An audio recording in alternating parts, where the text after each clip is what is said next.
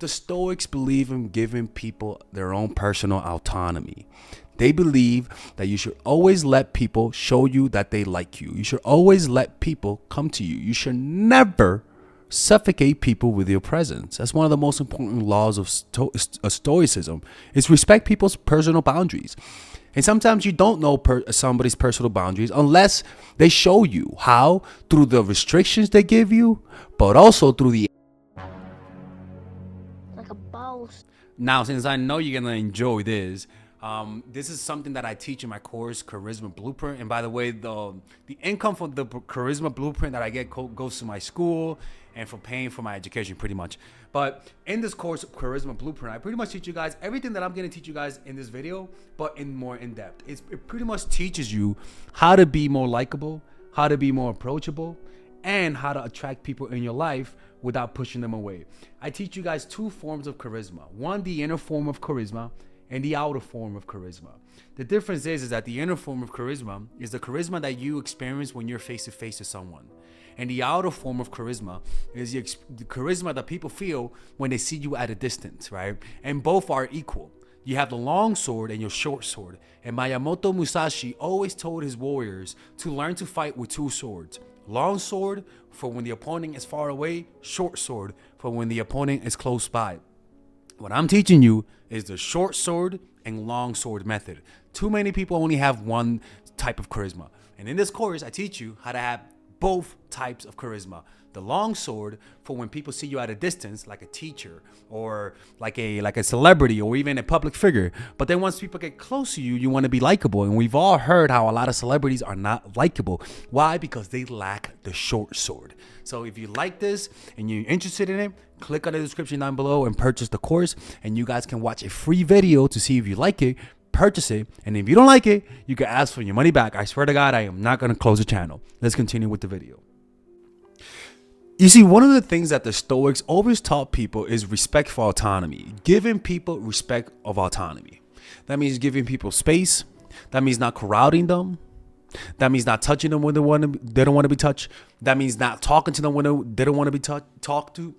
One of the most important things that they taught is sense the vibe in people. Give people more space than necessary. And so we're going to talk about why that's so important and why it always works. Why it always works to attract a man, to attract a woman.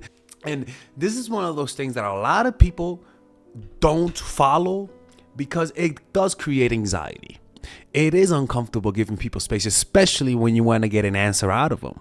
So let's talk about why. Well, first of all, let's just talk about when it comes to falling in love, right? Anybody falling in love with you, that don't have to be romantically. That means a friend who loves you, or even a job, right? Usually when they realize how much they appreciate you, it never happens in your presence. Because when you're talking to someone or even a partner and you looking at them eyeball to eyeball, you do feel emotions, right? But a part of you understands that sometimes those emotions just come in the moment.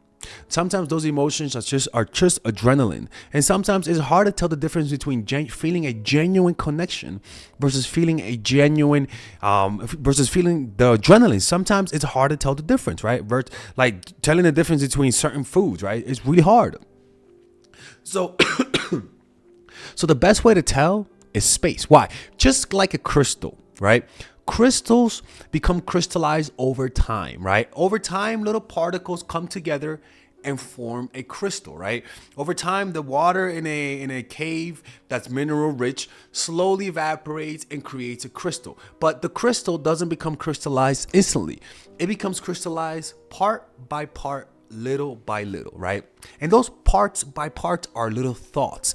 And that only happens when you give people space, where all of a sudden they don't realize that they've been crystallizing an image of you, and then they realize one day they think of you, and then you pop up in their minds, and they're like, oh my God, I love this person. But I could promise you, most people realize that they love you when they're not there. Falling in love can be likened to the process of crystallization in several ways. Just as a crystal forms over time, love also tends to accumulate gradually, building upon moments and experiences. In the early stages of falling in love, it may be difficult to pinpoint exactly when it began. Just like the initial formation of a crystal, there are subtle changes happening beneath the surface. Perhaps it starts with a shared laugh or a deep conversation that sparks a connection. These small interactions act as the building blocks, slowly layering upon one another. As time goes on, love begins to take shape, just like the growing structure of a crystal. It becomes more defined, gaining strength and solidity. The once intangible feelings now start to exhibit distinct patterns and characteristics. Moments spent together become cherished memories, adding depth and complexity to the relationship. Similarly, falling in love often involves a realization or moment of clarity, much like the final recognition that a crystal has formed. There comes a point where we acknowledge the depth of our emotions and understand that we have fallen in love. It's a realization that may take time to fully comprehend, but once it happens, it becomes a beautiful revelation. While the process of falling in love can vary from person to person, the gradual accumulation of emotions and experiences is a common thread. Just as a crystal grows and solidifies over time, love evolves and strengthens through shared moments, connection, and understanding. It's a beautiful journey that adds up, layer by layer, until we finally recognize that we've fallen If you deeply are in love. constantly there, you're stopping the crystallization process. And that's why I always tell people in the beginning, when you're first talking to people, give them space. After a few months or weeks, or maybe after you know they love you, then you could start talking to them and being with them almost every day. But in the beginning, give them space so that they can start crystallizing you. The brain needs space so that they can start fantasizing. Because the way it works is that in the beginning, you like them, right? And then all of a sudden, they'll just flash in your mind while you're doing dishes. And you're like, the fuck? This person just came to my mind. And then all of a sudden, another day, another flash in your mind. Now this flash comes with an emotion. You're like, oh my God, that's crazy.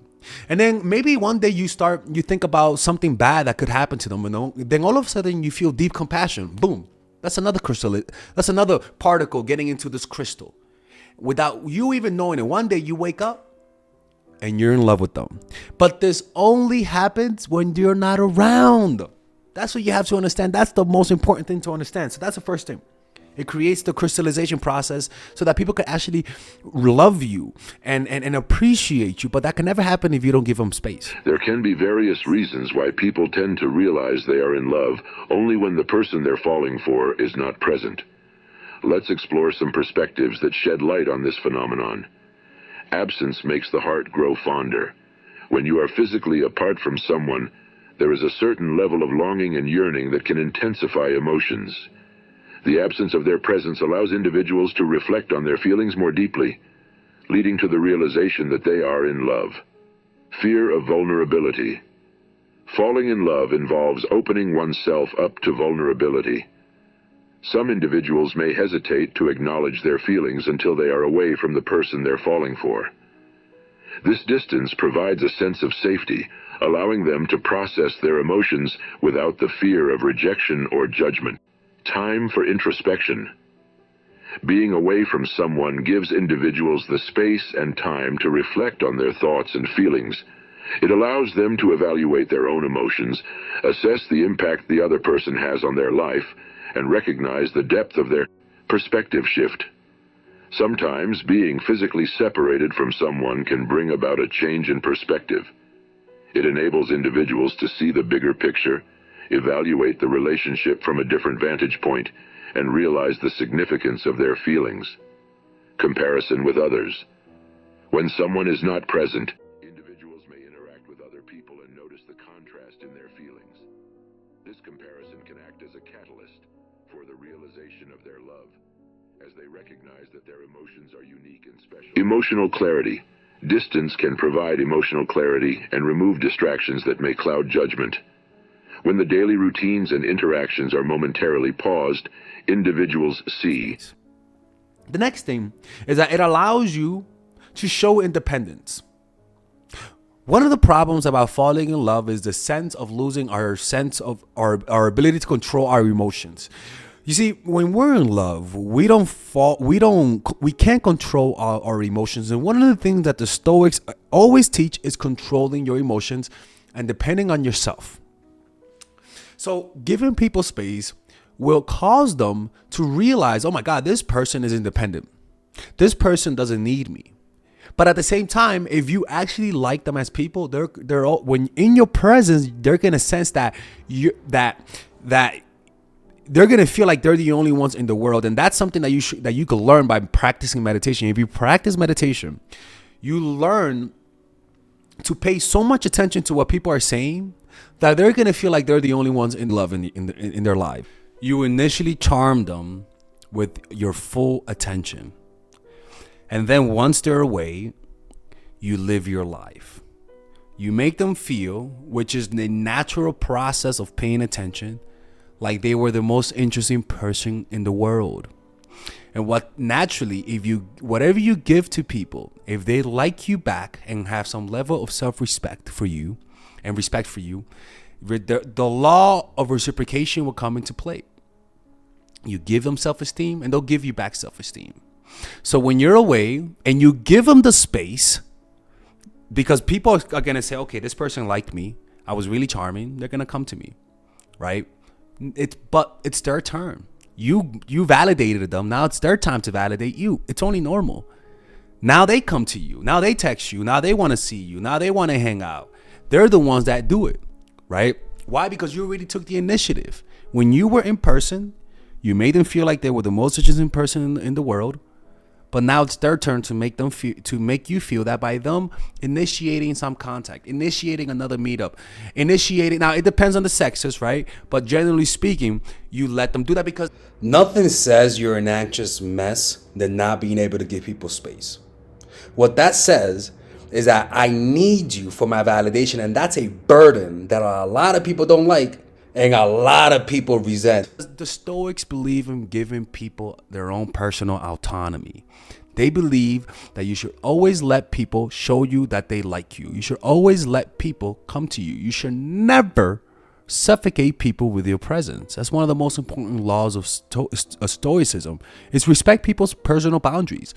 And sometimes you don't know somebody's personal boundaries unless they show you how, through the restrictions they give you, but also through the access that they give you. And the access is you only know the access that they're going to give you by letting them show you, by not asking for access, but by letting them give you the access. Now look, giving people space isn't just about giving people like physical space, right? But also during conversations, during text, in every aspect of life. Space isn't just a proximity space, but also in time. And also, that means when you're talking to them, give them space to talk. Let them be the most interesting person in the world, in your presence at least. Remember. And also, by you letting them talk, by you being more interested in what they have to say, it allows you to see red flags in people. They'll reveal red flags, right? You got to be willing to look out for it. Like if a girl says, yeah, I banged my friend's brother, or I banged my boyfriend's friends as revenge, that type of stuff. You're like, okay, this bitch is crazy, right? Like you get them to talk, get them to feel like they're the most interesting person, so that they could then reveal their trait. Why?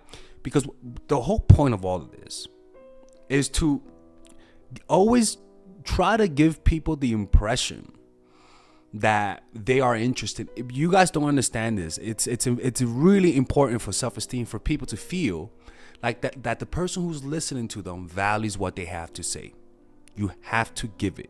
Once you do that, which is important, well, they'll feel the need to give back to you, and they'll validate you because you're validating them. One historical example that highlights the importance of validation and being heard is the work of psychologist Carl Rogers and his development of client-centered therapy. Rogers believed in the power of empathy, unconditional positive regard, and active listening in therapeutic relationships. In client-centered therapy, Rogers focused on creating a safe and non-judgmental space for clients to express themselves fully. He emphasized the importance of providing unconditional positive regard and empathetic understanding to the client's experiences, emotions, and perspectives. Rogers found that when clients felt validated and heard in therapy sessions, they were more likely to open up, explore their feelings, and work towards personal growth. This approach shifted the dynamics of therapy, empowering individuals to take charge of their own healing process and fostering positive results in terms of self-awareness, self-acceptance, and personal development. Rogers' client-centered therapy continues to influence therapeutic practices today, highlighting the profound impact that validation and being heard can have on an individual's well-being and growth within a therapeutic relationship. By validating others and making them feel heard, we create an environment that promotes reciprocity, empathy, and understanding. This nurturing atmosphere not only strengthens relationships, but also encourages others to validate our own thoughts and feelings, fostering mutual respect and deeper connections. Now, some people are a little harder to give that than others, right? And that's why you take a precautionary step and you give people more space than necessary after the meetup. But even when you talk to people, always give them more space to talk. Take a little bit, like when they're done talking, pause a little bit more before you respond. Maybe they have something else to say, right? Always say less than necessary simply because it prevents you from making mistakes. The biggest mistakes in social interactions usually happen because people talk too much. Like in the mafia, I watch a lot of mafia movies, and usually one of the reasons why people die and get killed is because they talk too much. They may say a wrong joke at the wrong place at the wrong time. They might talk to the cops. It doesn't matter. The point is, a lot of their deaths come because of their mouths, people, not because of the actions, which is pretty insane, right? So that's one thing, right? But another thing is that by you giving people space, it makes them want you more. For example, when you go to restaurants, a good restaurant will always give you small portions. I'm sorry, that's just how it works. Usually, the best restaurants give you give you small portions. The worst restaurants give you the largest portions. Like, and there's also a psychological effect that I notice that when I go to Italian restaurants, the ones that give me the big portions, I always leave more unsatisfied. But whenever they give me small portions, there's something about small portions that just feels right. And that's because it just feels more elegant, it feels higher value, and you actually enjoy the food more. And that's the same thing with yourself. Give people small portions of yourself at first. Don't give people too much portion. Don't let them get full with you. Don't let people get too full with your charm. Give them small portions of your presence and let that build up over time. Insecurity will always make people want to be around them all the time. And you might suffocate them. It's like the smell of weed. You want to be able to smell weed. But if you smoke weed every day, you might smoke and not be able to tell that there's weed in the air. But when you don't smoke often, you don't get desensitized to the smell of weed. So every time you smell it, it's going to be a strong hit. So it's the same thing with people. Don't let them make people know that you're there. And the way you let people know that you're there, and the way that you increase the power of your presence is through absence. It's through giving people the space that they need. And it's almost like, it's funny how usually the artists that when we love people the most and when we talk about people the most is when they're not there. We talked about Michael Jackson the most when he died, right? We talk about more about the people who are not here more than the people who are there. That's what gossip is, right? Absence, space always makes the brain gravitate towards it. It's a void, a mystery that people love thinking about. So that's one thing. It makes them want you more. And above all, it shows their willingness to fill in the gaps. If somebody really likes you as a person and they appreciate you, when by you being around them and validating them, by listening and letting them talk more than you talk. And mind you, when you let people talk more than you, they end up liking you more than you like them. It's just like, it's one of those weird tricks of human nature. By you then putting a ball in their corporate, because again, this is why I'm telling you to when you're around them, make them know that, hey, I like you as a person. You got to do that. You can't show that you don't like them. You can't be super cold in person, because then this won't work. You have to give off a warm, friendly vibe. And the way you develop that is by developing a meditation practice, people. I mean, I hate to bring that up again. A meditation practice will give you an aura of friendliness, warmth that gravitates people to you. Plain and simple. So right after that, it also then, when people know that you like them back, when you like them in real life and you're away, they're gonna try to give back to you like I said, validation and self-esteem. And so that means they're just going to want to be around you. They're going to chase you. They're going to say, hey, you want to hang out? Hey, it was great meeting you, blah, blah, blah, blah. And so then you reciprocate their initiation with your initiation next, right? And then all you guys are doing is matching each other's energy. You're just matching each other's energy. If they're pulling away, you pull away, right? If they're showing interest, you show interest. But always remember, in the beginning of any relationship, always give them more space. That's just how that works, right? Don't chase them too much. Don't see them too often at first. Let that build up over the months, over the weeks and months. Because when you spend too much time with someone in the beginning, you might end up falling in love with the wrong person. You don't want that. You don't want to fall in love with the wrong person. So in order to keep your emotional independence from the person, to not get too emotionally invested in somebody who's not investing back, that's why you want to see them initially, not that much, once a week at first, and then you build up over the weeks. Maybe the next week, maybe in the next 2 weeks, you see them 2 times a week, and then you build it up. And also because you want to give them that space. Remember the crystallization process. You want to give them more moments of like random pop-ups where you pop up in their mind and you're like, oh wow, why am I thinking of them, right? And when they realize that you're coming up in your mind a lot of the times people just come to the conclusion that they actually like you or love you, and sometimes they end up falling in love with you. And if they're a friend, they might say, okay, I really like this friend of mine. I want to get to know them more, right? And this is something that I didn't do when I was younger. When I was younger, I would pursue too much. I would chase too much. And unfortunately, it made a lot of my relationships really difficult.